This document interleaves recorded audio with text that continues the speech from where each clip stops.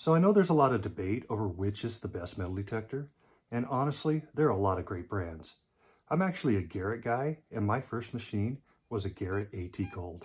I absolutely love it, and it's still going strong after 10 years. But I have heard a lot of guys talk about the Minelab Equinox 800. So about a year ago, I decided to buy one. I then took it and hit a bunch of old properties that I'd hit with the Garrett. And in this video, you'll see what I found.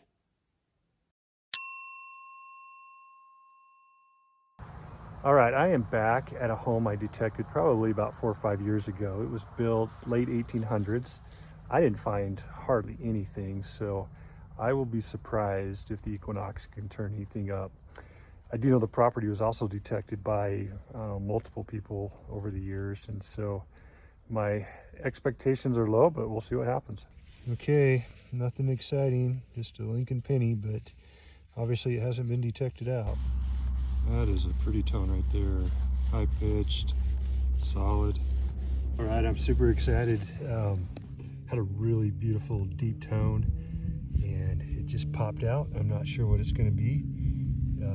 It's round. Oh, I was thinking it was a coin. It's a fetching button. Yeah.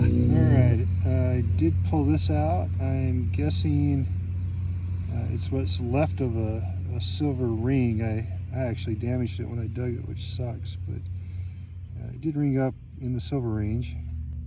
All right, there was a good nickel signal, but rubbing the date on it looks like 1970s, so nothing too exciting. All right, after digging a ton of junk, looks like I finally dug something maybe a little older. It's a Lincoln. Probably a week back. I'll have to clean it up. Okay, another week back. Well, nothing super exciting, but as you can see, even a heavily detected property can still produce a few things. Now on to the next one.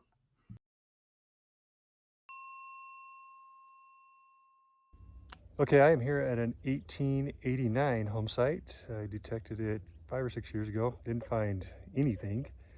The homeowner actually has a metal detector, and him and his son have detected it over the years. So we're going to give it a shot with the Equinox 800 and hopefully turn something up. Always nice to hear those kind of tones.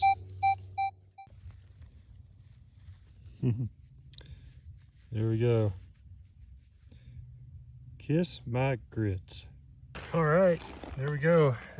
Good solid mid-tone signal, and it is buffalo nickel. It was crazy. It was only a couple inches deep, but first good find on the property. All right, just a few feet away from the buffalo, a couple of Jefferson nickels right together. Deep, gosh, scratchy tone, and ended up being a 1939 wheatback. All right, I'm just struggling. There's like a lot of garbage, a lot of tan crap, but I do have something round, and it was about 6 inches deep, so we'll see what it is. Okay, it's looking like, oh, I'm thinking it's a token.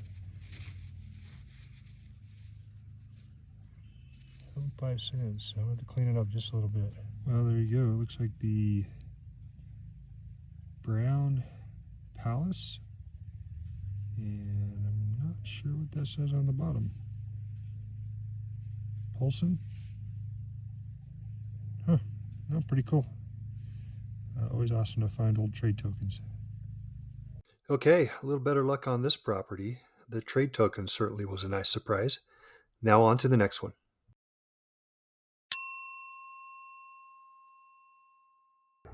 The third house I'm going to try is an 1867 Pioneer home. I know it's been detected several times, and I hit it a few times a couple of years ago. If you want to see everything I found, you can check out my other video, Metal Detecting Utah, in Search of Mormon Gold. So, tough detecting here. Part of the reason is I've got a lot of interference, so I've had to turn my sensitivity way down. but I'm still pulling stuff, those deep, scratchy signals that sometimes you're tempted not to dig. But here's another wheat back.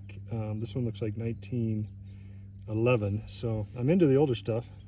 This is a really deep, scratchy signal.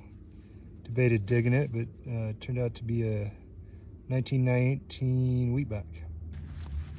That's a really nice tone right there, high and clean. Okay, that's what it ended up being.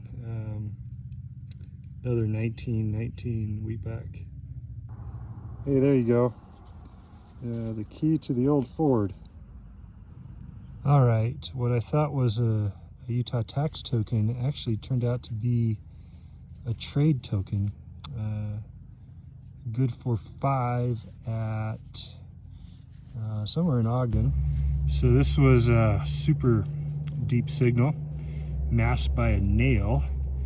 I almost didn't dig it after I pulled the nail out, but there's a Utah tax token, one of the smaller ones. They got a pretty good mid-tone, nickel signal. So, there it is right there.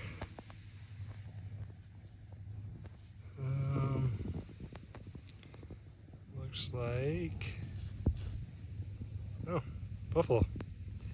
So here's the word to the wise: always check your hole after you dig, because I pulled out the buffalo and it had a wheat back with it. All right, good tone, and it's going to be silver. Not sure what it's going to be though. It's going to be a barber. Oh, right on.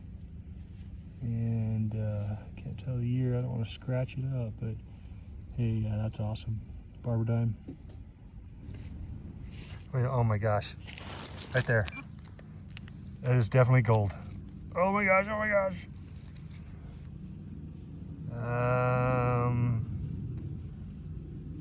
No, jeez. I thought that was it. I thought that was going to be a gold coin for sure. I go a piece of, maybe oh, it's got a pin on it, like a piece of jewelry. All right, I don't know what I got here. It was super deep, over a foot, and it's big, and all I can see is it's round. So I'm going to carefully start to take it apart and see what it is. I'm thinking it's a coin. I'm thinking it's big silver, like big silver. Oh gosh. Oh gosh, yeah, it's a half for sure. I just don't know what. Oh my gosh. Oh geez. I gotta be careful with it. It is a half, no doubt. 1904 barber half. This is the first barber half I've ever found. Detecting for 8 years now, so I had about given up today. Just incredible. Pull that out of the ground. And it's starting to get dark, but I did find 2 Indian head pennies. I kind of rubbed them already to see what the dates are, but this one's pretty nice. 1889. That's the oldest coin I found. And then this other one, which was only just a few feet away, is a 1903. So, as you can see, I had tremendous success on this third property. It's crazy to think I found all this stuff at a place that others had detected, and I'd even gone over it a few times. The difference? The Equinox 800. So don't let anyone tell you a place is detected out when you've got a great machine.